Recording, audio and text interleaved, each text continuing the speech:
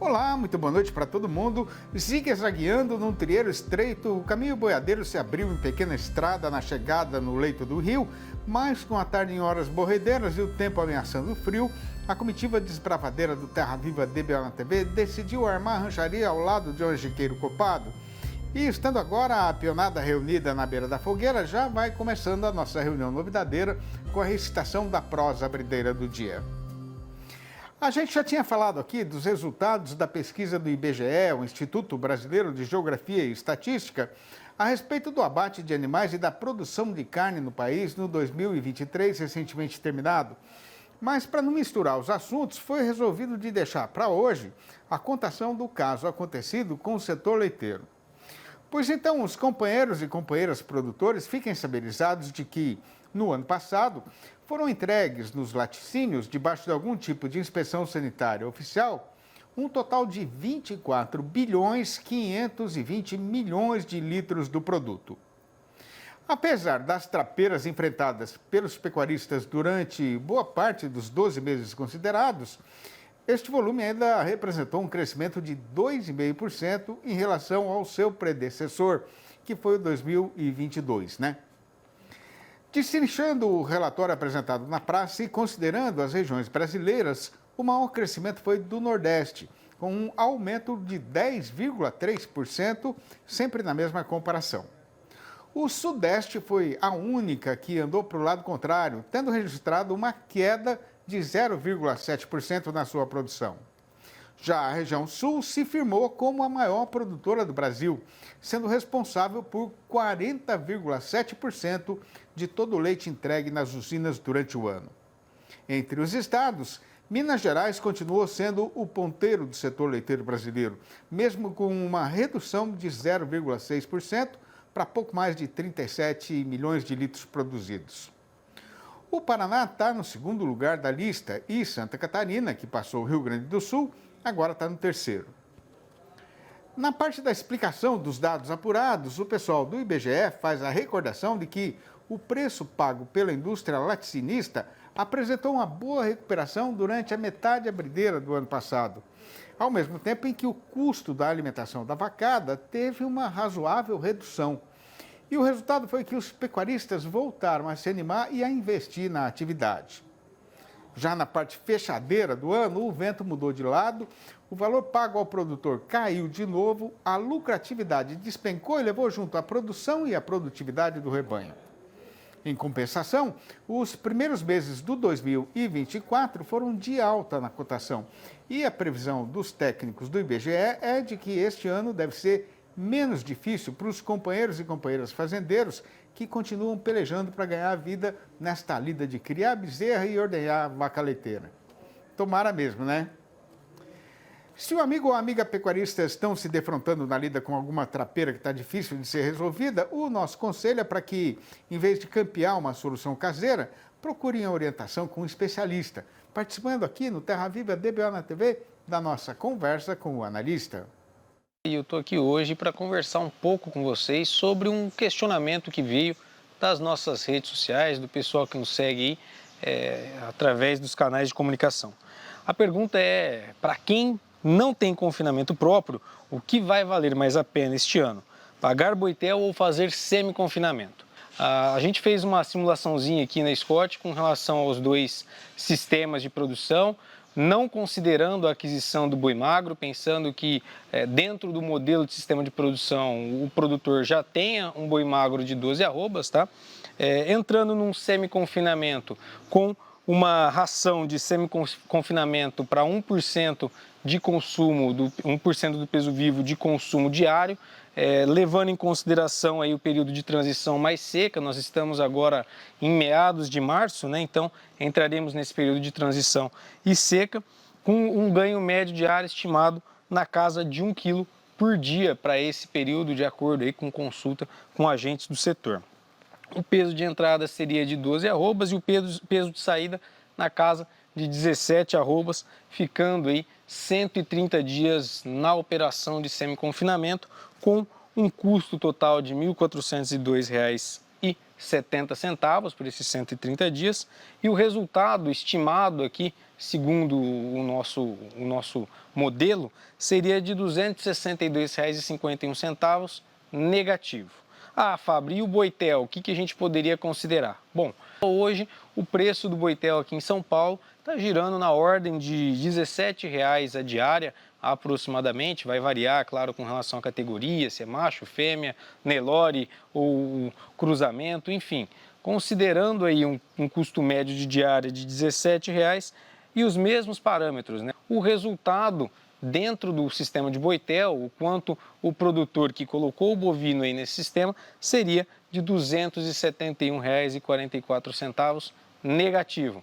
Então, nesses dois modelos, a gente teria um resultado negativo, não seriam estratégias relativamente ou financeiramente favoráveis ao produtor. Quer dizer que eu não devo tomar nenhuma das duas atitudes, nenhum dos dois sistemas de produção? Pelo contrário, o Boitel seria uma estratégia talvez um pouco mais favorável ao produtor, é claro.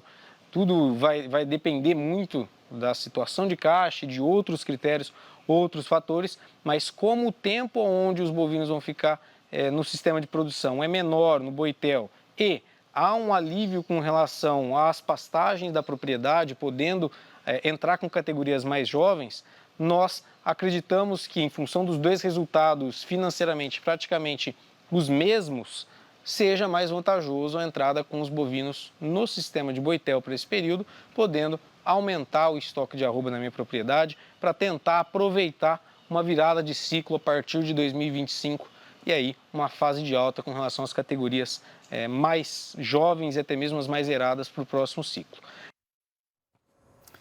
E eu peço agora a atenção dos companheiros e companheiras boiadeiros para um recado ligeiro do pessoal do portal da BO.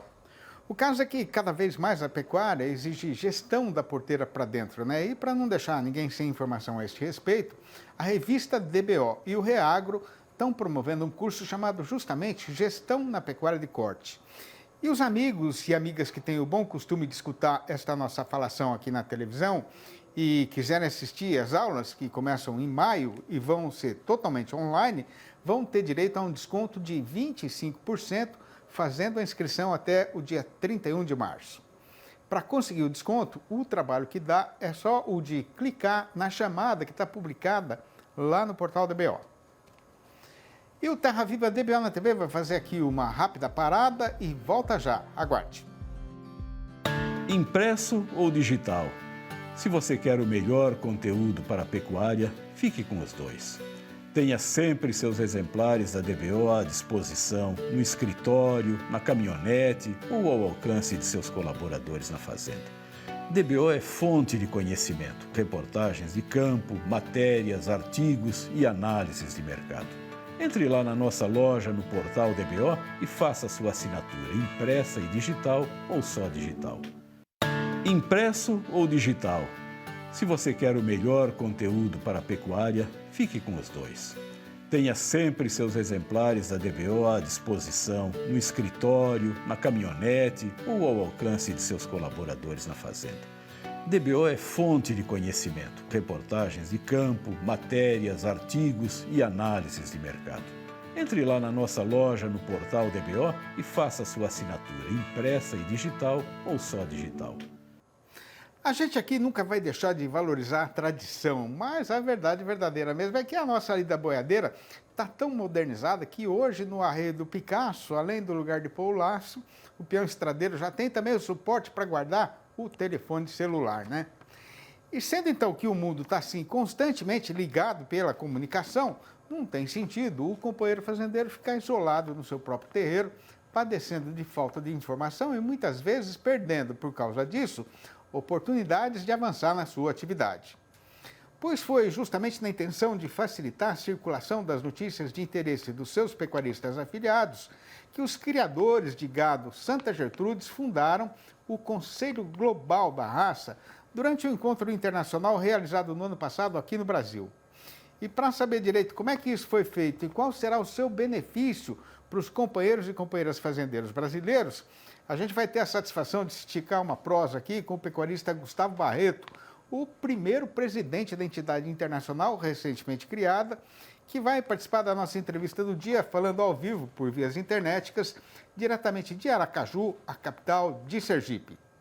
Boa noite, Gustavo. Muito obrigado por você ter aceitado o nosso convite. Seja muito bem-vindo aqui no nosso arranchamento eletrônico. Boa noite, meu amigo. É um prazer estar aqui mais uma vez, participando com vocês aí do DBO. É um prazer. Estamos aqui à disposição sempre. Nossa. Ô, Gustavo, como é que surgiu essa ideia de fazer um Conselho Mundial da Raça Santa Gertrudes? E qual que é a finalidade dele, hein? Isso começou lá no Congresso Mundial de 2019, certo? Lá nos Estados Unidos.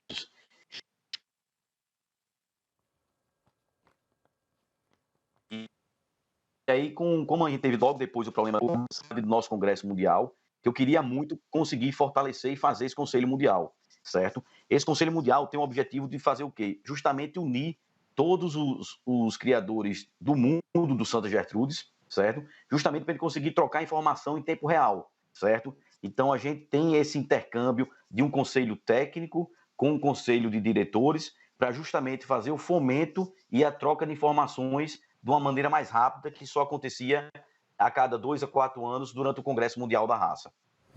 Agora, quais são os países que estão representados hoje no Conselho, Gustavo? Hoje começamos com 7 países, foram os 7 países que começaram, que tiveram presente, né? Então é Brasil, Argentina, Austrália, África do Sul, Estados Unidos, Paraguai e Honduras, né? Então nós vamos ter uma reunião nos próximos meses para justamente entrar outros países e a gente já começar a dar os passos do trabalho do Conselho Mundial. Gustavo, agora, o que é que significa, né, para o Santa Gertrudes brasileiro ter você como presidente desse Conselho Mundial da Raça? Esse conselho foi muito importante, essa criação. Nós fomos convidados justamente para dar início a esse pontapé inicial, né? É formado por 2 conselheiros de cada país. E, assim, foi um prazer imenso para a gente, para dar esse pontapé inicial. Então, a gente vai ficar esses primeiros 2 anos como presidente, e foi fruto do que eles viram no Brasil. Então, assim, foi um congresso que eles gostaram muito do que viram. A gente passou por 4 estados, a gente viu muita pecuária brasileira. Eles gostaram muito do que viu do gado do Brasil, tanto é que eles fizeram uma joint venture, um condomínio de criadores dos Estados Unidos, Paraguai e do Brasil, e investiram em nossa genética, certo? Então, os americanos, junto com o Paraguai, fizeram esse condomínio, compraram genética nossa, para justamente fazer esse melhoramento genético e exportar essa genética por todo o mundo aí do Santa Gertrudes. Então, é a prova que eles gostaram muito do que viu em termos de nossa genética, né? Então, em cima disso, dessa organização que a gente fez o Congresso, de tudo que eles viram no Congresso, de todas as nossas ideias e nossas propostas que a gente lançou para o Conselho Mundial, né, para esse comitê global, eles pediram para a gente ser o primeiro presidente, e daqui a 2 anos a gente vai transferir o bastão para a Austrália, que vai ser o próximo país sede do próximo Congresso Mundial. Interessante que vocês fizeram um congresso que não foi fechado aí num auditório, num ambiente, né? Vocês saíram, levaram o pessoal todo para correr chão e comer poeira aí no sertão brasileiro, né, Gustavo? Foi interessante essa ideia, né? Isso, foram 16 dias, começou aqui em Sergipe, de Sergipe a gente foi para o Paraná, para Foz do Iguaçu, de Foz a gente foi para Nova Andradina, no Mato Grosso do Sul, de Mato Grosso do Sul a gente foi para São Paulo, ficou com base em Avaré, então rodamos muito no interior de São Paulo e terminamos em São Paulo, capital. Então isso tudo, a gente fez esse roteiro todo justamente para mostrar ao pessoal como é o Brasil. Então eles ficaram impressionados com o potencial de água que a gente tem, o potencial da nossa agricultura, eles ficaram impressionados com o nosso confinamento, com as empresas de genética, com a centrais de disseminação, eles ficaram impressionados com a qualidade de carne de Santa Gertrudes que o Brasil está oferecendo. Então foi um evento que fechou com chave de ouro.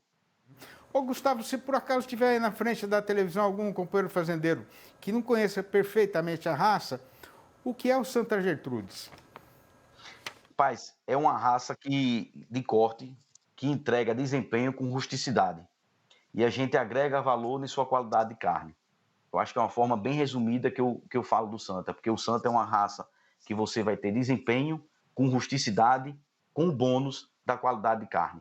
Você não vai gastar nada mais para produzir um animal que vai se enquadrar no mercado tão promissor que é o mercado de carne de qualidade. Como é que é a formação dele, Gustavo? Ele é 5/8 de Shorton com 3/8 de Brahma, né? Foi a primeira raça sintética do Ocidente, com formação há mais de 100 anos, né? E é uma raça que, diferente das outras raças sintéticas, eu não posso fazer um animal 5/8, 3/8 aqui na minha fazenda e sair Santa Gertrudes, né? Então, isso foi uma coisa que foi fechada, justamente para a gente ter consistência genética e passar isso para as outras gerações. Já são 70 anos de Santa Gertrudes no Brasil, é isso mesmo, Gustavo?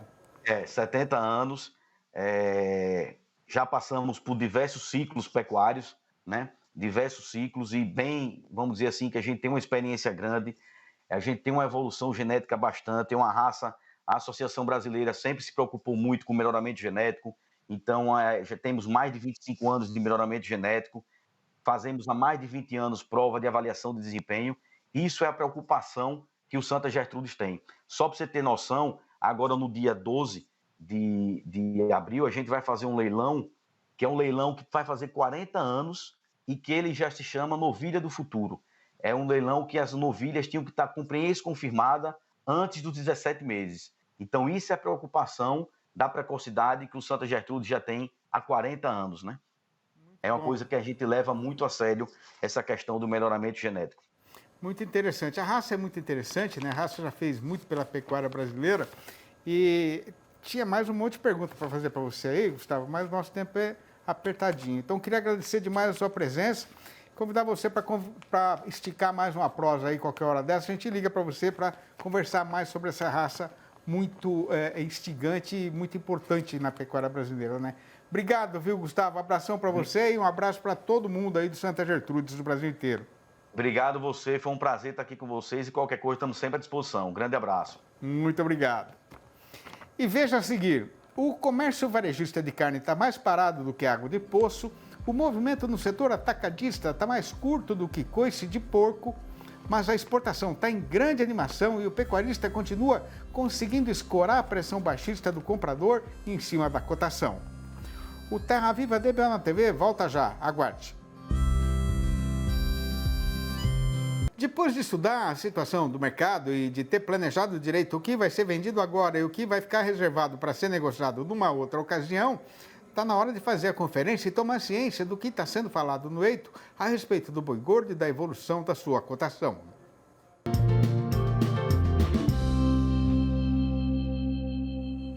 De lá, dos lados do Chapadão, já está vindo um vento claramente de outono para fazer a recordação ao povo da freguesia que este foi o último dia do verão e que a estação das águas chegou ao fim. O resultado é que, conforme os companheiros e companheiras fazendeiros têm perfeito conhecimento, com o avançamento do tempo no calendário, agora já não demora mais quase nada para a boiada engordada no capim chegar no ponto de ser apresentada no mercado pecuário. E aí sim é que a briga pelo valor da arroba vai ficar ainda mais encarniçada. A questão é que, nesta hora presente em que a gente está exatamente, o dono do frigorífico ainda tem um bom estoque de mercadoria na câmara fria, suficiente para atender a sua atual freguesia, que, aliás, está emagrecendo dia após dia, né? A explicação é que, com o mês estando já na sua metade fechadeira, o salário do trabalhador brasileiro já criou asas e foi embora, deixando o vivente com a algibeira até areada de tão vazia. Por conta disso, o comércio varejista de carne sem osso está debaixo de forte pressão baixista e a mesma situação já está sendo vista no setor atacadista. O caso, então, é que o comprador de boiada, tendo plena sabedência da inapetência da população e do gado que está reservado nas invernadas, continua correndo o trecho com o facão derriçador de preço na mão, dando demonstração de valentia e querendo fazer a relia com a cotação. Acontece que, na maioria das principais regiões de comercialização de animais do país, o fazendeiro, tendo na propriedade pasto de boa qualidade e em quantidade, não está precisando entregar o lote terminado por qualquer dinheiro trocado. Já a exportação continua em grande animação. Segundo a SECEX, que é a Secretaria de Comércio Exterior do Ministério da Economia, até a terceira semana de março, o volume embarcado somou 84.700 toneladas, com média diária de 7.700 toneladas. Em relação ao período correspondente do ano passado, o crescimento foi de nada menos que 42,3%. Mas o preço caiu de novo, né? Agora para pouco mais de $4.500 por tonelada, ou 6,4% a menos, fazendo a mesma comparação. Juntando tudo, no resumo do dia feito pelo pessoal da Scott Consultoria, foram apuradas mudanças nas cotações em 6 das 32 regiões consultadas regularmente em todo o Brasil. E a novidade boa é que a balança agora ficou perfeitamente equilibrada, com a arroba caindo em 3 destas praças consideradas, mas subindo nas outras 3. Começando então a recitação da lista pelas melhores notícias, a gente registra que no norte do Tocantins, o boi subiu para R$ 210 para pagamento a prazo e ainda para descontar a parte do fundo rural. No sudeste da Rondônia, o macho reagiu e aumentou para R$ 195. E no oeste do Rio Grande do Sul, a vaca avançou para R$ 7,50 o quilo vivo, o que corresponde a R$ 225 por arroba. Já em Cuiabá, capital de Mato Grosso, o caso foi de queda para o boi, que foi rebaixado para R$ 210. No oeste do Maranhão, o comprador mandou avisar que não aceita pagar pela fêmea mais do que a merreca de R$ 180. E nas Alagoas, a vaca piorou para R$ 225. Eu sou de pouca leitura, mas tenho de certeza que a verdadeira ignorância é a usura, que é parceira da ganância e da avareza. Eu não alimento no meu coração a ambição de ajuntar riqueza. Eu levo a vida no braço da minha viola e não careço dessa ciência adquirida nas escolas da cidade para ter sabedência de que uma amizade de verdade sempre será de mais valência do que a falsa alegria que eu vejo todo dia campeando na nossa freguesia. Esta prosinha rimada, assim como outras mais de 800 de minha própria autoria, que eu fui escrevendo, revendo, aprumando e arrumando há muitos anos, foram feitas para servir de demonstração do nosso respeito e da nossa admiração pela verdadeira poesia sertaneja brasileira.